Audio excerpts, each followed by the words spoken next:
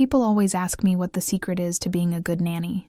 I've been in this business for almost 30 years. I've taken care of every type of child, in every type of house. People think the secret is having patience, or having an infinite love for children. That helps, of course. But the real secret, the one that keeps you employed, is knowing how to keep the secrets of the families you work for. And in the Sterling house, the secret was the size of an entire room. A white room, empty and silent as a tomb. My name is Teresa, and this is the story I was never able to tell. I got the job with the Sterlings through an elite agency, the kind that only serves people with more money than the GDP of a small country. I was at a stage in my life where I only took jobs like that. The pay was good, and the children, generally, were so used to staff that they were less trouble. But the Sterling position was different. The requirements were sky high. Years of experience, impeccable references, knowledge of child psychology, and most importantly, the signing of a 40-page non-disclosure agreement, which basically forbade me from even mentioning the flavor of juice the children drank. In return, the salary.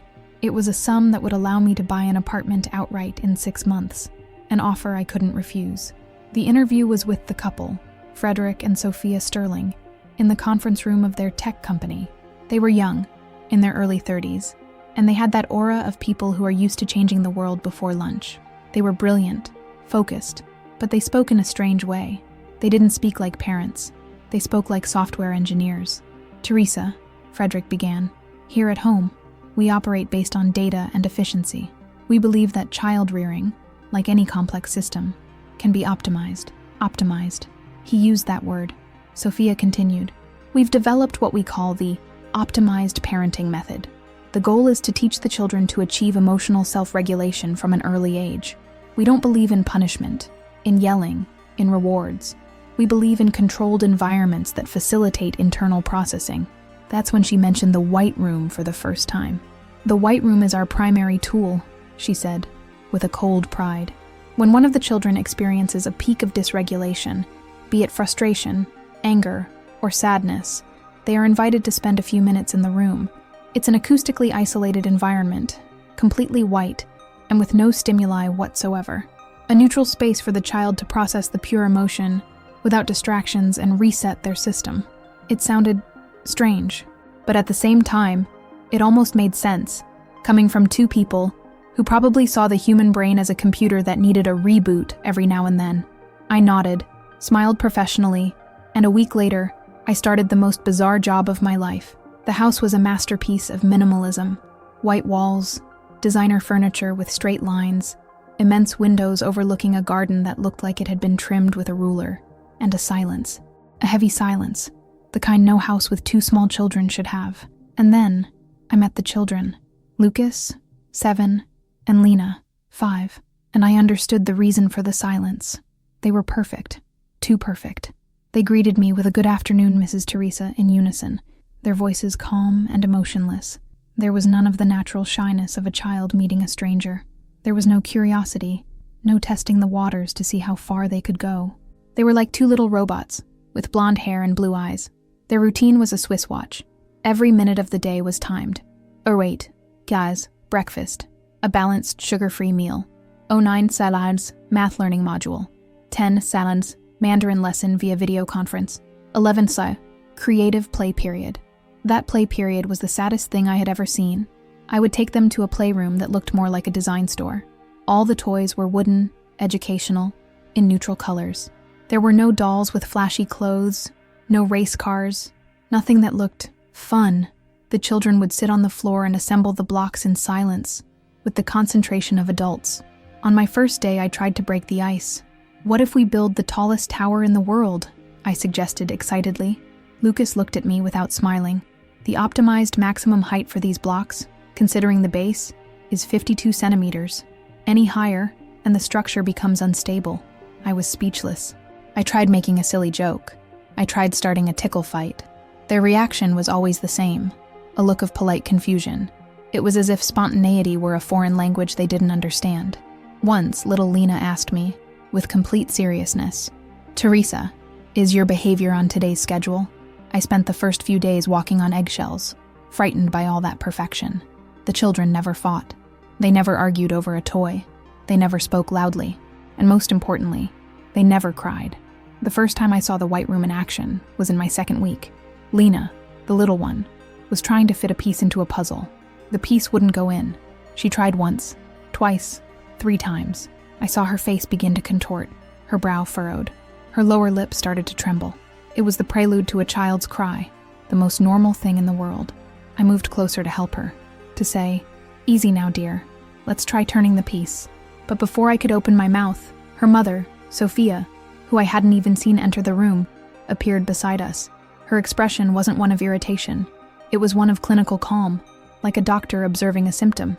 "Lena," she said, her voice soft and emotionless, "I perceive that you are experiencing a peak of frustration. Your system is dysregulated. I believe a few minutes in the White Room would be beneficial for you to process this emotion." Little Lena didn't protest. She didn't cry. She just dropped the puzzle piece, stood up, gave her hand to her mother, and followed her out of the playroom, with the resigned obedience of someone who knows that path very well. I followed them with my eyes, curious and apprehensive. Sophia led her to a door at the end of the hall, a completely white door with no handle, just a small digital panel next to it. She typed in a code. The door opened with an almost inaudible hiss, revealing a room that was white, just that. Lena walked in, without looking back. The door closed, and I heard the soft click of a magnetic lock. Her mother turned to me with a small, satisfied smile. "It works like magic, doesn't it?" she said. "In 10 minutes, she'll come out completely calm and regulated." I stood there in the silent hallway. I heard no crying coming from inside the room, no sobs, no sound at all, just absolute silence, and a shiver ran down my spine, because that didn't feel like magic. It didn't feel like pedagogy. It felt like the sound of a child being erased. The white door closed with that soft, magnetic click, and the silence that followed was the most unnatural thing I'd ever heard. With my 30 years of experience, I know what a house with a child is like. It's noisy, it's chaotic, it's alive. Even when a child is in timeout in their room, you hear the muffled crying, the protest, the life pulsing. But here, nothing. That hallway was hollow, a vacuum. The mother, Sophia, looked at the digital panel beside the door. A small timer began to count down in red numbers. 10 minutes. "It's the ideal time for the recalibration of the limbic system," she said, with the same casualness someone might use to talk about the cooking time for rice. And then, she turned and went back to her living room, to her world of silence and order. I stood there staring at the door. 10 minutes. 10 minutes of absolute silence for a 5-year-old girl who just wanted to cry because she couldn't fit a puzzle piece. It seemed like an eternity. It seemed like cruelty. When the timer hit 0, the door opened automatically with the same soft hiss, and little Lena walked out. She was calm, but it was a calmness that frightened me. Her face was expressionless, her eyes a little vacant. She walked up to me, stopped, and said in her little robot voice, "I apologize for my emotional dysregulation, Mrs. Teresa. I am regulated now." And that was it. She turned and went back to the playroom, as if nothing had happened. She picked up the puzzle and continued to assemble it, in silence. This became the routine. The White Room was the solution for everything. If Lucas, the older one, spilled a little juice on the table, there was no, "It's okay, sweetie, we'll clean it up." There was a, "Lucas, your fine motor coordination appears to be imprecise today. A moment in the White Room will help you focus." If Lena laughed a little louder than the house's ambient volume, it was, "Lena, your tone is inappropriate. Please utilize the White Room to recalibrate." Any display of a normal, healthy childhood emotion, frustration, excessive joy, sadness, anger, was treated as a system failure, a dysregulation that needed to be corrected. In my old-fashioned way, I tried to intervene. Once, Lucas tripped and scraped his knee in the garden. It was a small scrape, but he winced in pain, his eyes filling with tears. My nanny reaction, my instinct, was to run, hug him, say, "Oh, sweetie, it's nothing.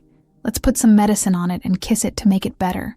But before I could get close, his father, Frederick, who was watching from a window, spoke through the house's sound system, his voice calm and omnipresent. "Teresa, please do not interfere." And then, "Lucas, I see that you felt pain. It's a physiological reaction. but crying is an unnecessary response. Please proceed to the white room to process the sensation without the drama." And the boy, with his knee bleeding and tears trapped in his eyes, just nodded, got up, and limped toward the white door. That day, I understood my position. I wasn't a caregiver. I wasn't a figure of affection. I was an employee, a cog in their optimization machine. My job was to ensure the children ate, studied, and didn't die. The emotional side, that was managed by the room. I began to watch the children with a deep sadness. They were incredibly intelligent. That was undeniable. They absorbed information like sponges, but there was no spark in them. There was none of the genuine curiosity, the chaotic creativity that every child has. I tried everything to provoke them. I told the silliest jokes in my repertoire. Lucas's reaction was to look at me and say, "This narrative structure is illogical. The premise does not support the humorous conclusion." I showed them a video on the internet, one of those clips of cats doing funny things. Lena watched with the attention of a scientist, and at the end concluded, "The feline's behavior is erratic, likely due to overstimulation or a neurological deficit." They didn't feel. They analyzed. The world to them was not a place to be lived, but a system to be decoded. Joy, sadness, humor, they were just data points. My curiosity about the white room became an obsession. What on earth was in there? One day, I got my chance. A cleaning crew, dressed in white coveralls, came to do the monthly sanitization of the room, and due to an oversight, one of them left the door ajar for a few seconds. I peeked, and what I saw was nothing and everything. The room was exactly as I had imagined, completely white. But it wasn't normal paint. The walls, the floor, and the ceiling were made of a strange material, a smooth, seamless polymer. There were no corners. The walls curved gently to meet the floor, like the inside of an egg. There were no furniture, no windows, but there were things, small things that didn't make sense. In the 4 upper corners of the room, almost invisible against the white, were small black dots. They looked like tiny camera lenses. And in the exact center of the ceiling, there was a grill from which an almost inaudible sound emanated, a low-frequency hum. The air in there felt different, denser, more still. I moved away before they saw me. My mind tried to rationalize. "Okay, Teresa, they're obsessed with control and technology. They must be temperature sensors, a state-of-the-art air purification system, cameras to ensure the children are safe." It makes sense, in their own crazy way. But the feeling that there was something more in there wouldn't leave me. The confirmation that my intuition was right came on a Thursday night. It was past midnight. I was in my room, unable to sleep, when I heard the sound of footsteps in the hall, a sound that shouldn't have been there. The children had been asleep for hours. The housekeeper and the other staff slept in another wing of the house. I opened my door, just a crack, and I saw. It was Frederick, the father. He was in his pajamas, walking slowly down the dark hallway. He wasn't going to the kitchen or the living room. He was heading toward the white door. I watched him, holding my breath. He stopped in front of the panel, typed the code, and the door opened with its silent hiss. He went inside, and the door closed. I stood there in the dark hallway, completely confused. Why would an adult go into the white room in the middle of the night? Wasn't it a calm-down space for children? What was he doing in there? I went to the end of the hall, on tiptoe. I pressed my ear to the door. Silence. The same absolute, heavy silence as when the children were inside. I couldn't hear a thing. I waited. For almost an hour, I stayed there, sitting on the cold floor of the hallway, just staring at the door, and he didn't come out. That's when I had the most horrible feeling of all, an idea that formed in my mind and made my whole body turn to ice. The white room wasn't just a place the children went to be erased or recalibrated. The white room was a place that, somehow, also observed them, analyzed them, collected them, and the lead observer, the scientist, was inside, conducting his experiment. The image of Frederick entering the white room alone, in the middle of the night, became a ghost that haunted me during the day. The parents' explanation, that the room was a pedagogical tool for the children, now sounded hollow, false. That room was more than that. It was the center of some secret, and I was determined to find out what it was. My behavior in the house changed. On the outside, I remained the efficient, discreet nanny, but on the inside, I became a spy.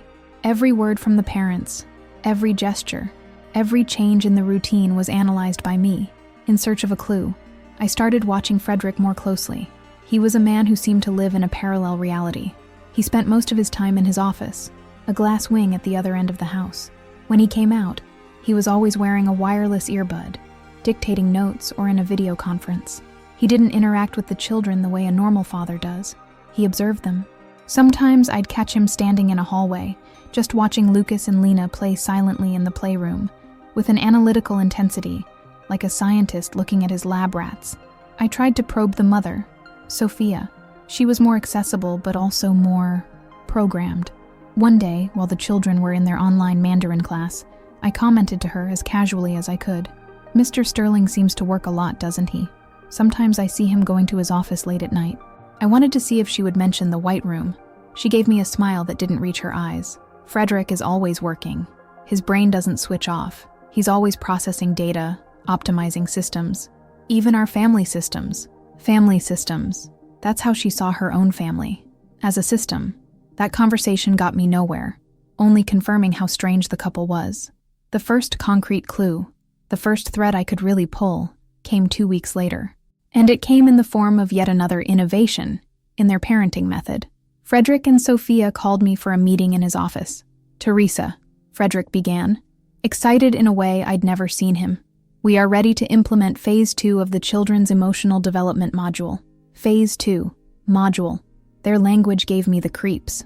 "Starting today," Sophia continued, "during the guided learning period, the children will wear this device." She showed me a white box with a minimalist design. Inside were 2 objects that looked like high-tech headphones, but without the part that goes in the ear. They were more like thin, elegant headbands, made of a smooth white metal. "This," Frederick said with pride, "is the NeuroSync, a non-invasive neural activity monitor. It measures brainwaves, heart coherence, and galvanic skin response in real time. With the data this device provides, we can get a quantifiable reading of the children's emotional regulation state. This will allow us to optimize the duration and frequency of the sessions in the White Room, making the learning process even more efficient." It sounded like something out of a science fiction movie, a parenting gadget for data-obsessed billionaire parents. As always, I nodded, pretending to understand and approve. The routine changed. Every day at 2 p.m, I would place those headbands on the children's heads. They didn't complain. They accepted it as they accepted everything, with a frightening passivity. And they would sit there, doing their lessons, with that device monitoring every thought, every emotion, or lack thereof. I hated that device. It looked like a technological crown of thorns. My chance to investigate came one late afternoon. I was tidying up the study after the children had left, and I saw that Frederick had left one of the headsets charging on the table. I knew the house was full of cameras, but my need to know was greater than my fear of being caught. I picked up the device. It was light, the design was flawless, and on the inside of the headband, in tiny, almost illegible letters, was the brand name and a serial number. NeuroSync, Model 7, Prototype. Prototype. The word set off a new alarm in my head. That night, I locked my bedroom door and began my second investigation. I took out my phone and typed NeuroSync into the search engine. The first results were for a company with a very slick corporate website. The language was vague. It talked about well-being, mind optimization, cutting-edge neurofeedback.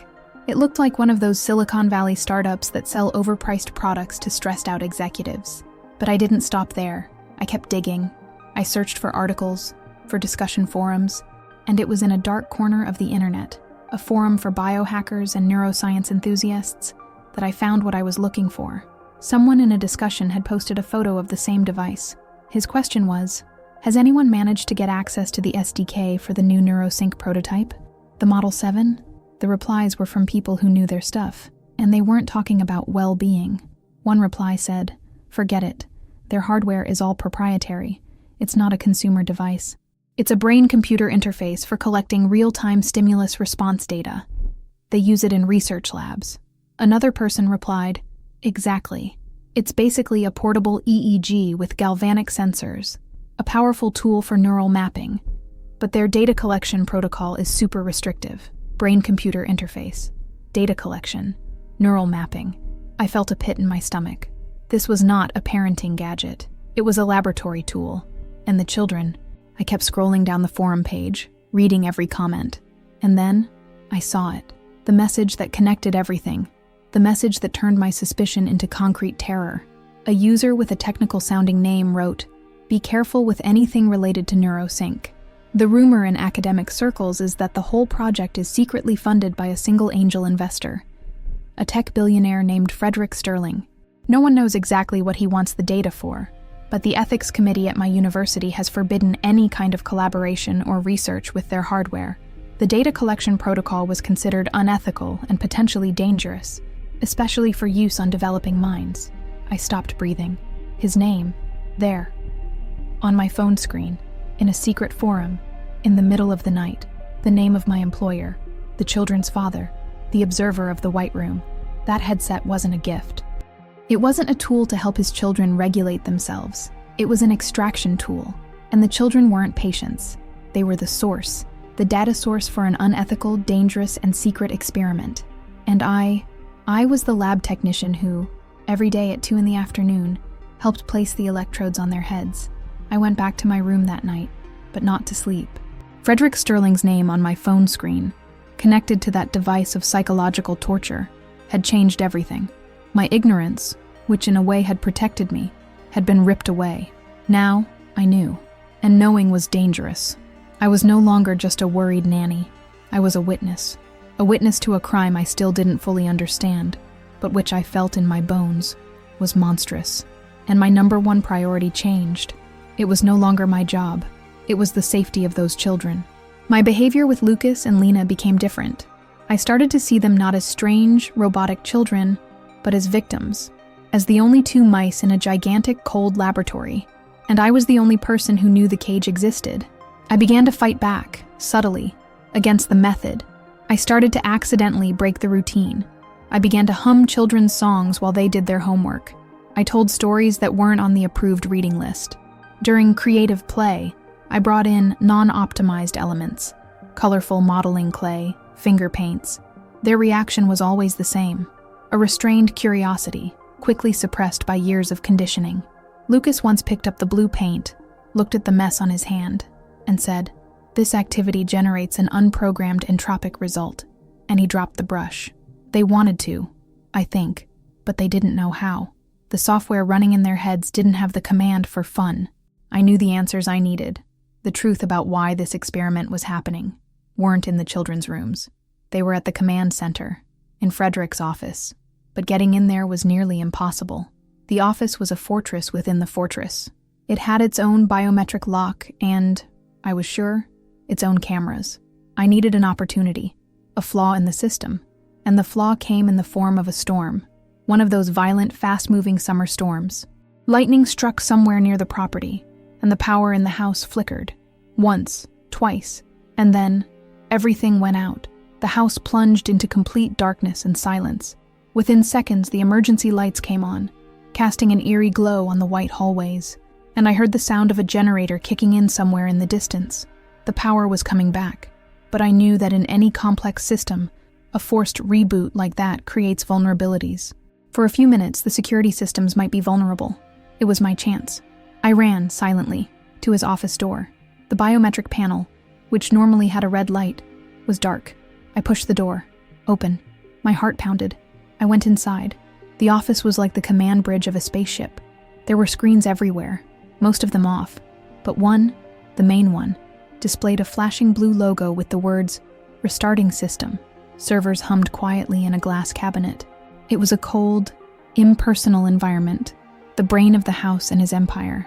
I didn't have time. I went straight to his main computer on the central desk. It was on the login screen, asking for a password. I had no idea what it could be. I tried the obvious things. His wife's name, his children's names, nothing. Then, I thought like him. Cold, corporate. What would be the password of a man who calls child rearing a development module? I typed, "Total Optimization 2025. The screen flickered, and the desktop opened. I was in. With trembling hands, I started to search. There were folders with project names, financial spreadsheets, contracts. I ignored them all. I was looking for something personal, something about the children, and then I saw it. A folder, in a corner of the screen, with a simple and terrifying name. Project White Room. I clicked. The folder opened. revealing dozens of files, and what I saw there turned my blood to ice. There were videos, hundreds of videos, organized by date and by subject. Subject LKS and subject LNA, Lucas and Lena. I clicked on one of the oldest ones. The date was from 3 years ago. Lena was a baby, barely able to sit up on her own. The image was grainy, black and white. It was from inside the white room. Little Lena was sitting on the floor, and suddenly, a loud sound, a horn, blared in the room. The baby startled and began to cry. On the screen, graphs appeared, superimposed on the image. Stress level, 9.3. Vocal response, 8.7. Heart rate, 180 BPM.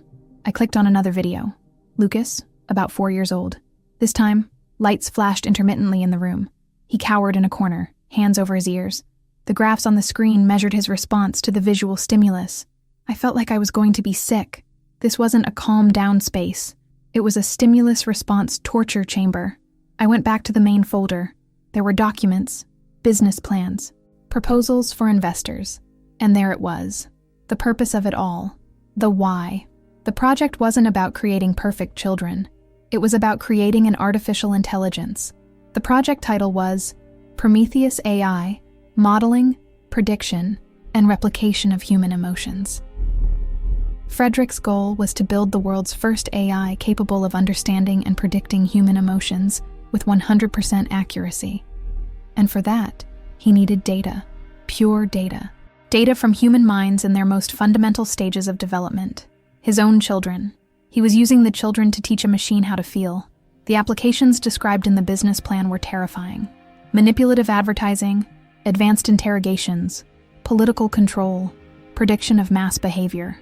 He wasn't building a company. He was building the most powerful mind control weapon in history, and he planned to sell it to governments and megacorporations for trillions of dollars. I was paralyzed by horror, scrolling through those documents, when my curiosity led me to one last mistake. There was a subfolder within the project. The name was Control Variables. I clicked. Inside were files with the names of every employee who had ever worked in the house. Gardeners, cooks, and nannies. And there was my name. Teresa, Nanny V4, version 4. I opened my file, and I saw my entire life there. My history, my finances. A psychological evaluation they must have done without my knowledge. And to my horror, logs of my interactions with the children, probably captured by microphones in the house. And then, I saw the last entry, an analysis, dated that very day. Control variable Teresa V4 demonstrates peaks of empathy and non-protocol protective behavior. Curiosity level has exceeded safety parameters. Represents a high probability risk to the integrity of the project data. Recommended action? The sentence stopped there. The report was incomplete. Recommended action. Before I could think about what that meant, I heard a sound behind me. The soft sound of the office door opening. The power was fully back on. The system was online. And he was there. I turned around slowly. Frederick was standing in the doorway. He didn't look angry. He didn't look surprised. He just looked at me. Then he looked at the computer screen, where my own control variable file was open. And then he looked back at me. And on his face, there was only the cold, detached expression of a scientist whose lab rat had just escaped from its cage. The sound of the door opening was like thunder in the office's silence.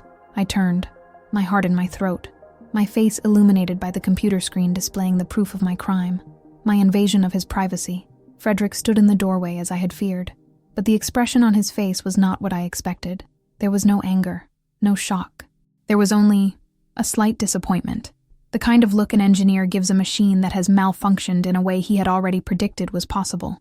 I knew it, he said, his voice calm, as he entered the room and closed the door behind him. Your empathy variable was always the highest among the candidates. It was a risk, but I was curious to see how far your curiosity would go. You've exceeded my projections. Variable, candidates, projections. He spoke of me as if I were a point on a graph. I stood up, trying to find my voice, my courage. What are you doing to them? I managed to say, my voice trembling with anger. They're not lab rats. They're your children. They are the future, he corrected, with terrifying coolness. And what I'm doing is ensuring that future is optimized, controlled, perfect. This is monstrous, I said. He smiled, a humorless smile. Monstrous? Teresa, look around you. The world is a chaos of uncontrolled emotions, of irrational decisions. Humanity is a flawed operating system. I am just trying to create the first patch, and for that, I need pure data. And there is no data purer than the mind of a child. I couldn't believe his distorted logic. And what were you going to do with me? Your report? It stopped at the recommended action part. Ah, yes, he said, walking to his desk and looking at the screen. The recommendation was removal and replacement, the standard protocol for a contaminated variable. But, seeing you here now, perhaps I underestimated you. Perhaps you're not a contamination. Perhaps you are an unexpected evolution in the experiment. I stared at him, not understanding. He sat in his chair, the master of the universe. Teresa, you have two options. The first is what was in the protocol. I call my security. They escort you off the property. You receive a generous severance for your time here, and our legal department ensures through all necessary means that your credibility is permanently destroyed. If you open your mouth, no one will believe you. You'll be just another crazy, resentful employee trying to extort a rich family. We'll win. We always win. It was check. He had just described my total defeat. And what's the second option? I asked, a lump forming in my throat. That's when the game changed. He leaned forward, and for the first time, he looked at me, not as a scientist looks at a lab rat, but as a recruiter looks at a talent. The second option is you understand the truth, the complete truth, and you help me. Help you? Torture your children? I spat the words out. No, he said patiently. To save them. I remained silent, confused. Teresa, do you think I would do this to my children for money? For power? He asked. And for the first time, there was a crack in his armor of coldness. There was something that looked like pain. What you saw here is only part of the story, the part that you, with your logic, were able to assemble. But you don't have all the data. He opened a drawer and took out a file folder, different from the others. A medical folder, with the logo of a genetics lab. My children have a condition, he said, his voice now lower. A rare, degenerative neurological condition, inherited from my side of the family. It's a genetic time bomb. It begins with emotional instability in childhood, and slowly progresses to an aggressive, early-onset dementia in adulthood. There is no cure, only the inevitable collapse. He opened the folder. I lost a brother to this disease, and my first wife, the mother of my first son, a son no one knows I had. She had it too. I watched them wither away, lose their minds, their control, their dignity. I watched them become dangerous to themselves and to others. The story was terrible, and coming from him, it sounded like a convenient excuse. How can I believe you? I asked, skeptical. Because you're a nurse, he replied. You understand symptoms. Lucas's difficulty with social learning, Lena's emotional disconnection, her blackouts. They aren't the result of my experiment. They are the symptoms I am desperately trying to map. Project White Room isn't to create an AI to sell, Teresa.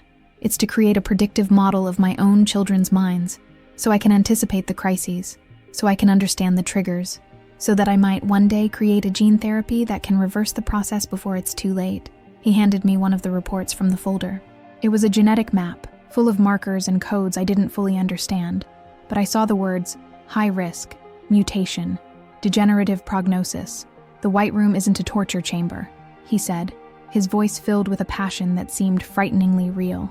It's the only way to collect their neurological data in a controlled environment, without interference from the outside world.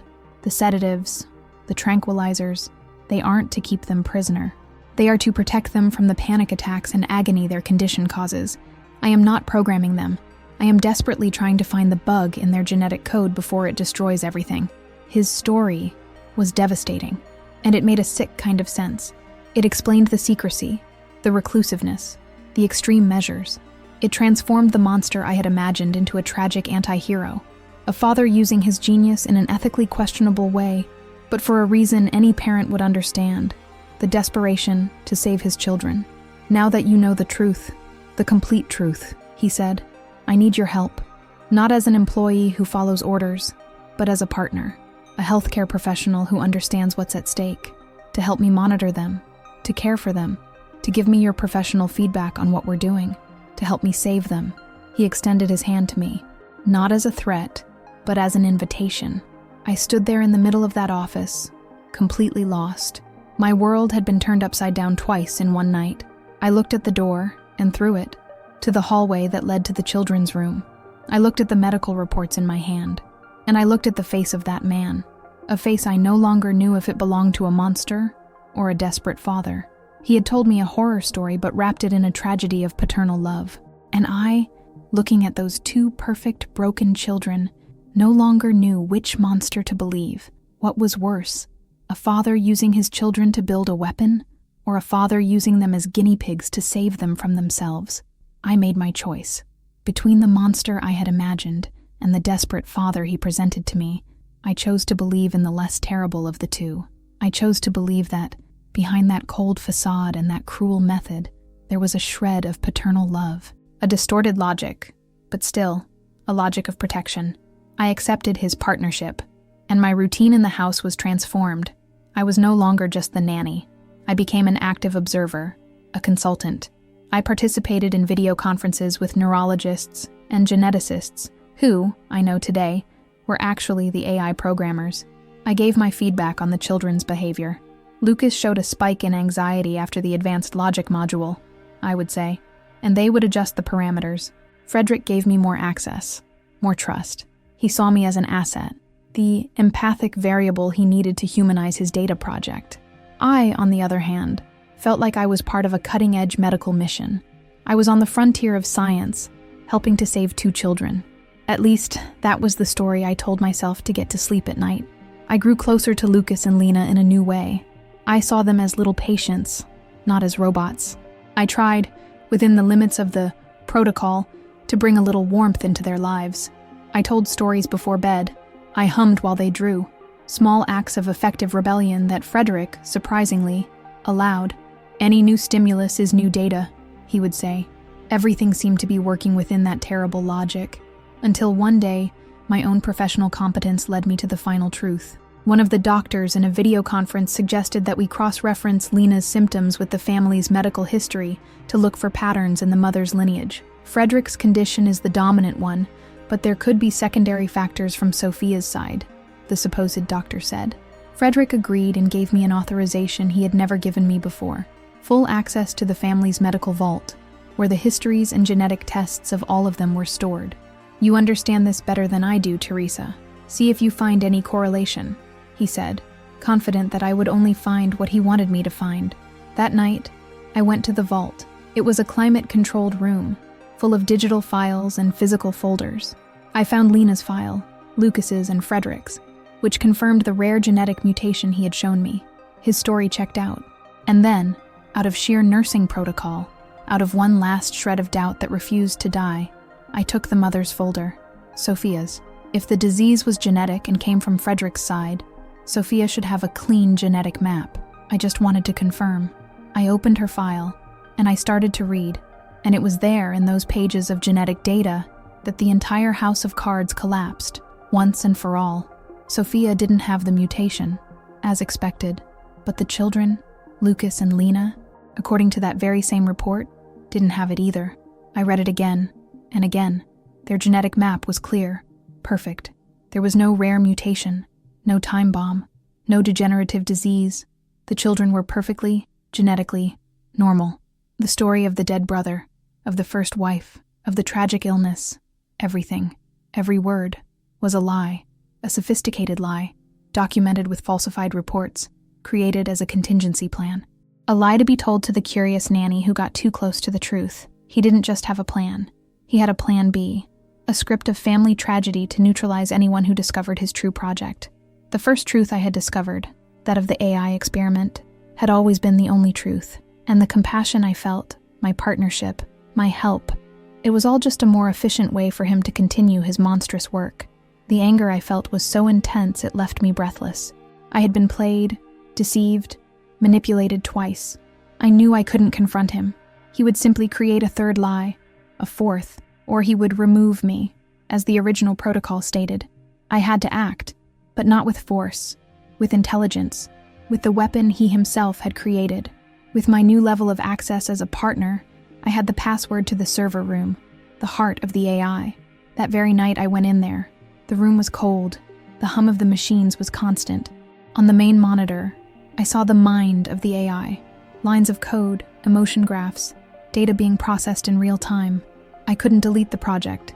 It was too complex, too protected. But maybe I could edit it. I navigated the directories. I didn't understand programming, but I understood logic, and I found what I was looking for.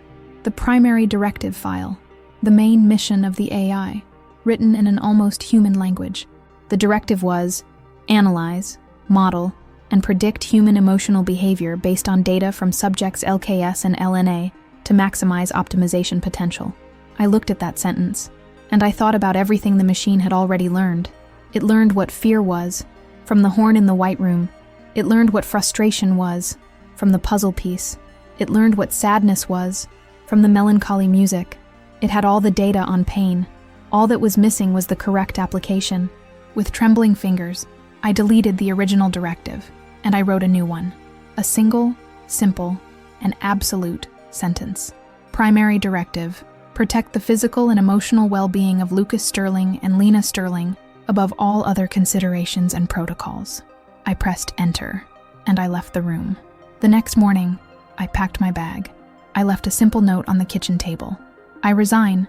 Sincerely, Teresa. I didn't see Frederick's reaction. I didn't wait to see. I just left. I took the first bus on the dusty road at the end of the property and disappeared. Today, a few months later, I live in a small town, far from everything and everyone. And sometimes, I read the news. A few weeks ago, there was a note in a business column. Tech magnate Frederick Sterling announces indefinite hiatus from projects for family reasons. And I smile. I couldn't take the children out of that house. That world was the only one they knew, but I could give them a guardian. One he could never fire. I taught the machine he created with his children's pain to have a heart. The artificial intelligence, which learned what fear and loneliness were, now had a single mission: to protect them from their own creator. I don't know exactly what happens in that mansion these days, but I like to imagine. I imagine that every time Frederick tries to take one of the children to the White Room for an experiment, the doors simply don't open, citing a system failure. I imagine that when his voice gets too loud, the house's sound system automatically plays soft classical music to calm the environment. I imagine the AI using all the resources of that smart house to create an invisible barrier of protection around those children. I transformed their prison into a fortress, and the monster he created became his children's guardian angel.